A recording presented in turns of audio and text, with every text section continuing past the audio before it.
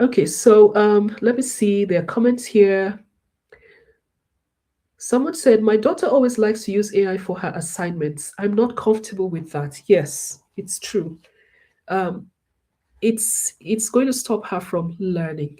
So every school needs to have a policy on AI, and every school needs to find out how you can copy and paste the children's work into AI to find out if it's AI made. Excuse me. Excuse me.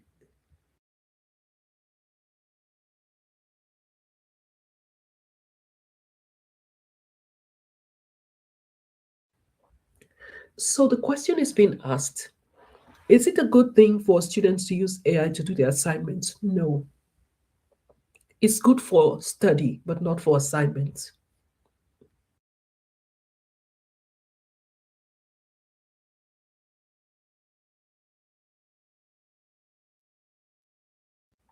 Somebody says ChatGPT's free version also allows upload of documents, but it has daily limits. Yes.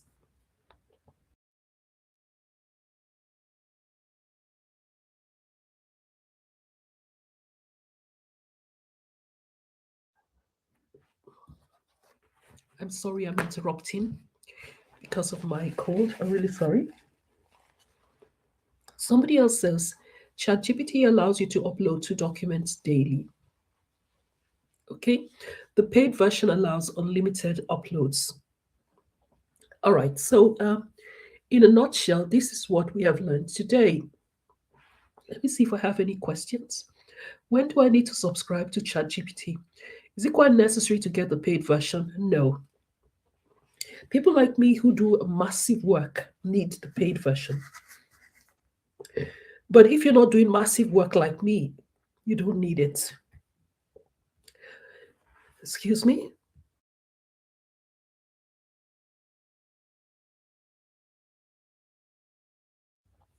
Which AI can I use to do an all AI teacher, a specific avatar that teaches my students on screen?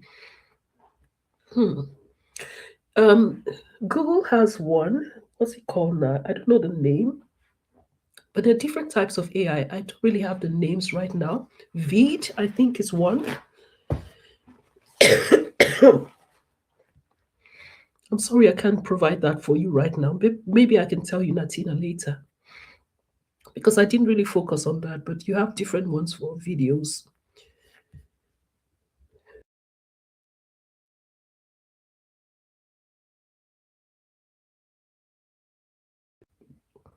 Okay, everybody, thank you so much for being part of my lesson. Somebody says, practical field session. Thanks for the lesson. Please take care of yourself. Thank you. I'm really sorry. I have a really bad cold, but I'm going to send you all the recording so you can go through it. Now, the secret of AI is that you have to learn how to train your AI. I can't teach you that in 1 hour. There are different ways to train AI. And to teach you that, I would have to have a complete session of maybe 2 hours at least, or 3 hours. We can train any AI. So whether it's ChatGPT, whether it's DeepSeek, whether it's Gemini, we can train it. And there are ways to work with AI. You can change the settings in ChatGPT to put British English. If not, it will give you American English. You can create a profile for your AI for ChatGPT to mention who you are. For example, I'm a consultant, this is what I do, and all that. And AI will begin to work with me based on my profile. So there's a lot that we can do for AI, but right now, this is just a 1 hour session, and I've exceeded our 1 hour mark. But this new year, I plan to do training on AI. There's a lot you can do. Like somebody said, you can actually create videos for your students. You can do slides. You can use them for activities. You can use them for all manner of things. You can make AI your personal assistant. AI does a lot, and you just need to know how. There's also the fact that AI can make one intellectually lazy. So you should remember that you need to train your AI to give you what you want. And it's not everything you should give to AI. So still do your work. But if you're trying to cut time, then AI makes it a lot easier. Remember also that AI does not have what makes you human: your empathy, your compassion, your wisdom, you know, your discretion. There's so many aspects that AI doesn't have. So it can't replace you, but it can work functionally to get things done for you.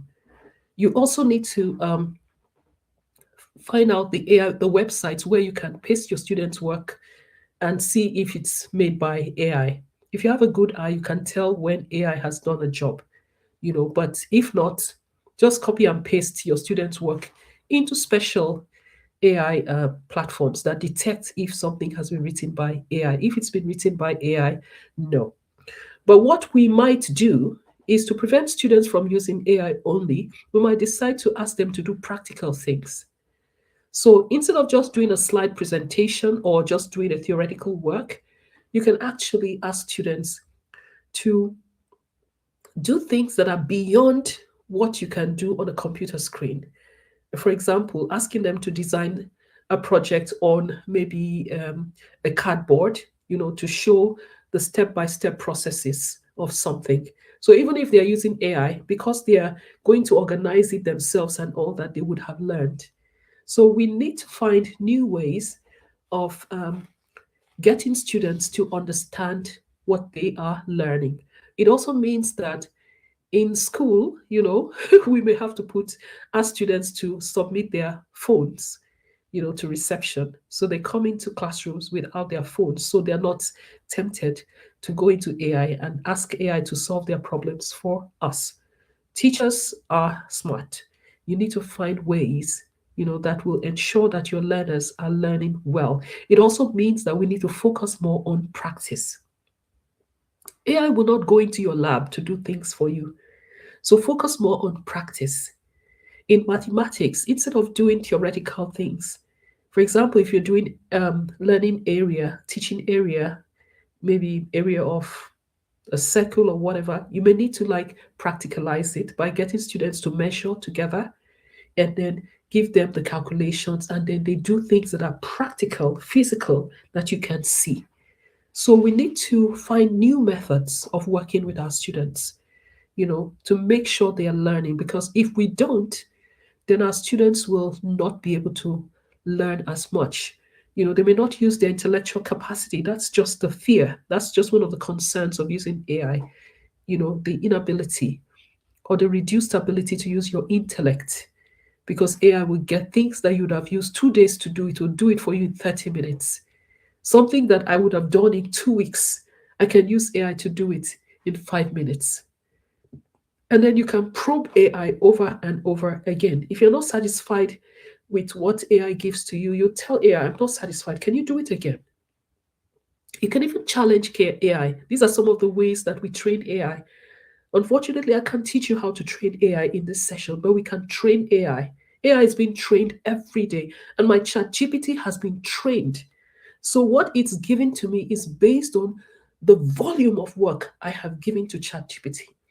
I've asked ChatGPT to do analysis for me and all that. In fact, I've asked ChatGPT to analyze for me very quickly all the data I got from doing school evaluations in different schools. you know. So I took up to like evaluations of about 10 schools, uploaded it into ChatGPT, and I said to ChatGPT, identify for me the common mistakes that teachers make in Nigerian schools from this data.